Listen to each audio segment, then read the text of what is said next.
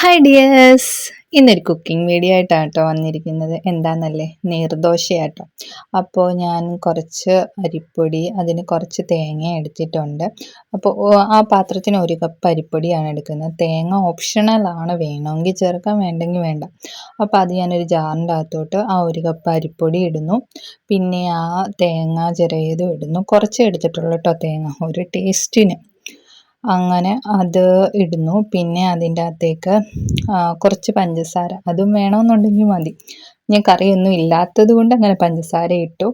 പിന്നെ അതിന് ആവശ്യത്തിന് ഉപ്പ് ചേർക്കുക. കുറച്ച് ഉപ്പ് ചേർത്താൽ മതി. പിന്നെ നമുക്ക് മാവായി കഴിഞ്ഞിട്ട് അതിൻ്റെ അകത്ത് വേണ്ടത് നോക്കി വെള്ളമൊക്കെ ഒഴിച്ച് ചേർക്കാം. ഇപ്പം ദേ ആ ഒരു പാത്രത്തിന് ഒരു പാത്രം ആദ്യം ഒഴിച്ച് ഞാൻ നന്നായിട്ട് അടികൂട്ടി ഇളക്കി അത് നല്ലോണം മിക്സ് ആക്കുന്നുണ്ട്. മിക്സ് ആക്കി കഴിഞ്ഞ് ആ പാത്രത്തിന് ഒരു അരപ്പാത്രം വെള്ളവും കൂടി ചേർക്കുന്നുണ്ട്. ചേർത്ത് ദേ ഇങ്ങനെ നല്ലൊരു ലൂസ് പരുവായിട്ട് ഇതാക്കണം. എന്നിട്ട് അത് നല്ലോണം ഒരു ഒന്ന് കറക്കി എടുത്താൽ മതി. അപ്പോഴത്തേക്ക് ദേ കണ്ടില്ലേ.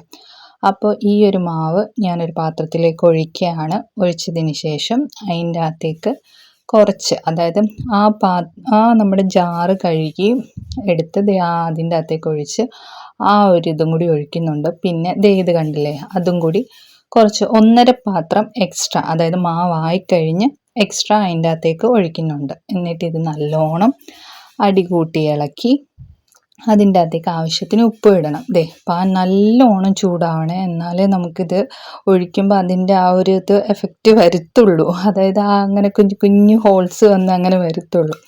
അപ്പം നല്ലോണം അടികൂട്ടി ഇളക്കണം.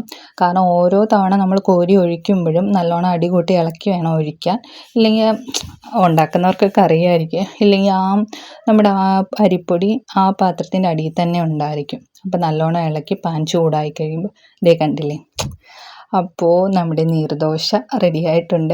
ആദ്യമായിട്ടാണ് ഇങ്ങനൊരു കുക്കിംഗ് വീഡിയോ ഇടുന്നത്.